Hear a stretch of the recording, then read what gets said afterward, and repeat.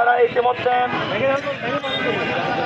পত্রপত্রিকা, television, social media, ফেসবুকের মাধ্যমে দেখছেন, জানছেন পৃথিবীর অভিশাপ জায়নিস্ট ইহুদিরা এইরকম ভাবে আমার ফিলিস্তিনি ভাই বোনদেরকে, শিশুদেরকে নারকীয় ভাবে, জঘন্য ভাবে হত্যা করছে। আমরা এই হত্যাকাণ্ডের তীব্র নিন্দা করছি।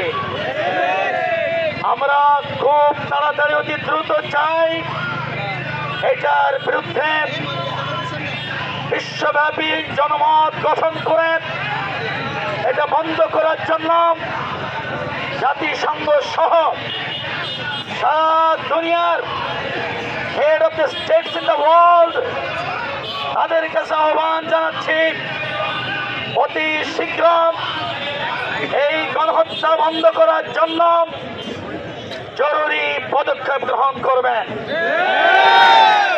Mister honourable secretary general of United Nations union organisation, we on behalf of Bangladesh Jamaat Islami at Badinampur police station of Jashore, you should take necessary action to stop genocide in Gaza.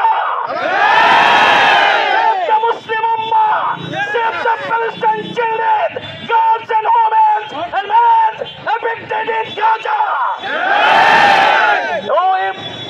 Secretary General of Europe, you take necessary action to save the Muslim Ummah, especially in Palestinians. Stop genocide, stop massacre, stop bombing. Especially, we talk and attention on behalf of Bangladesh Muslim Ummah to the head states of the Muslim state of the whole world. You have to be united against Zionist Yehudi Israel, for fighting against Israeli community, Israeli settlers. Oh Muslim Ummah of whole world, be united and take necessary action against Israel. প্রিয় ভাইরা, আজকে সারা দুনিয়ার মুসলমানদেরকে জানতে হবে ইহুদিদের সম্পর্কে আল্লাহর কোরআনে বলেছে পৃথিবীর সর্বকালের নিকৃষ্ট জাতির নাম হচ্ছে ইহুদি। ইহুদি কোন পুত্র সন্তান, কোন সন্তান বিশ্বের কোন নারী ধারণ করতে চায় না। ইহুদিদের সম্পর্কে আল্লাহর নবীর একটি ভবিষ্যৎবাণী, তারা অত্যাচারের পরে, ইমাম মাহদী আসার পরে, ঈসা আলাইহিস সালাম আসবেন, তারপরে ইহুদিদেরকে পৃথিবী থেকে নির্মূল করা হবে। বনে পালাবে, গাছে উঠবে, পাহাড়ের গুহায় আত্মসমর্পণ করবে। পাহাড়ের গুহা থেকে আওয়াজ আসবে, আমার গুহার ভিতরে একজন ইহুদি পালিয়ে আছে।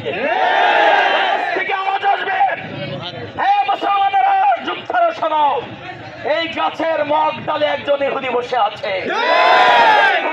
পৃথিবী পর্যন্ত এই অত্যাচারী ইহুদিদের বিরুদ্ধে সোচ্চার হবে সেই জিহাদে অংশগ্রহণ করার জন্য।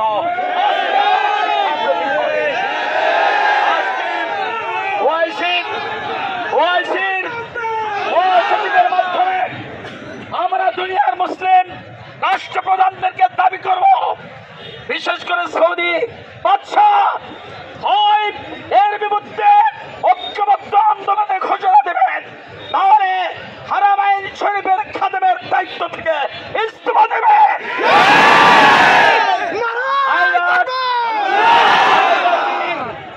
Either be united in the cause of Allah for the fighting against Yehudi on behalf of affected Muslim Ummah.